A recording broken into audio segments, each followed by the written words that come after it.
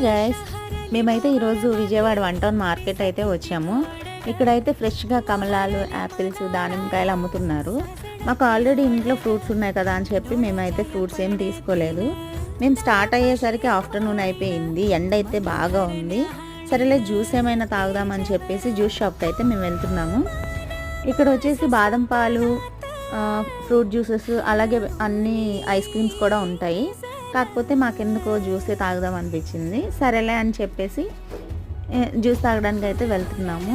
ఇక్కడ వచ్చేసి సుగంధి అనమాట. ఎండలు బాగుంటున్నాయి కదా, ఇవి ఇంటికి తీసుకొని వెళ్ళి సుగంధి వాటర్ చేసుకుంటారు. అయితే ఇక్కడైతే పైన ఉంది, కింద కూడా సిట్టింగ్ అనేది ఉందన్నమాట. మేమైతే ఇక్కడ కూర్చున్నాము. డ్రై ఫ్రూట్ జ్యూస్ అయితే ఆర్డర్ చెప్పాము. మా జ్యూస్ అయితే వచ్చేసింది అనమాట.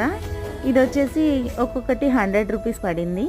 మీకైతే ఎంత కాస్ట్ పడుతుందో కామెంట్ చేయండి. ఈ వీడియోని లైక్